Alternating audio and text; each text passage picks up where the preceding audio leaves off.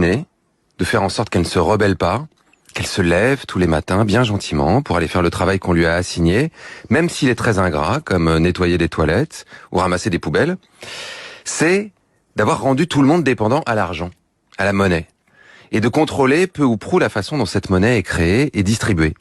C'est ce que dénonçait déjà avec humour Colin Serrault dans La Belle Verte, où des extraterrestres observent la Terre depuis leur planète.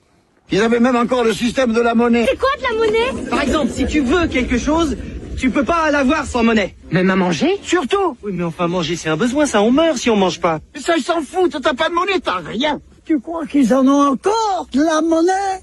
Non, je pense pas quand même.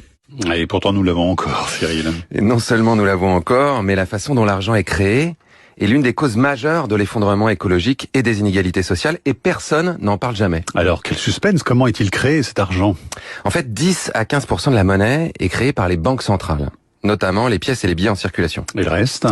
Le reste est créé par les banques privées quand vous faites un crédit. Alors, comment ça marche exactement? Imaginons que vous vouliez acheter un appartement et qui coûte 100 000 euros. Ce serait pas à Paris, par exemple. Ou alors il serait très petit.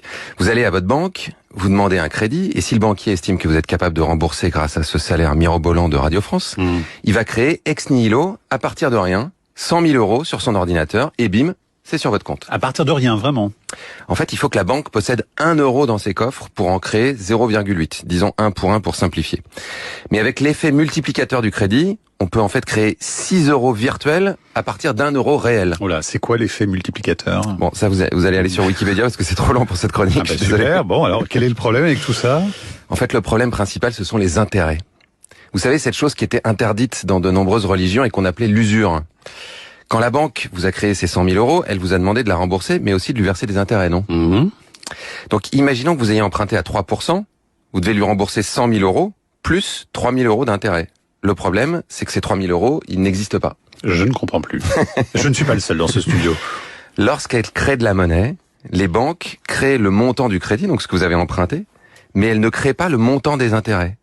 Ça veut dire que pour rembourser vos intérêts, il va falloir que quelqu'un d'autre emprunte quelque part pour créer le volume d'argent nécessaire. Donc, il faut créer de nouvelles activités économiques sans arrêt. De la croissance. Voilà. C'est pour ça que la croissance est indispensable à ce système. D'autant que lorsque vous allez rembourser vos 100 000 euros, ils seront effacés du système informatique. On enlèvera la ligne.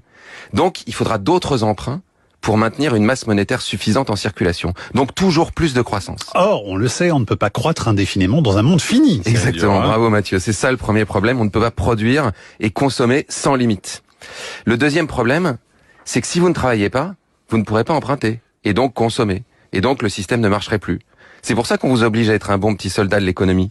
Qu'on vous apprend ça dès petit, que si tu travailles pas bien à l'école, tu finiras sous les ponts. Le troisième problème, c'est que c'est un système qui concentre l'argent dans quelques mains.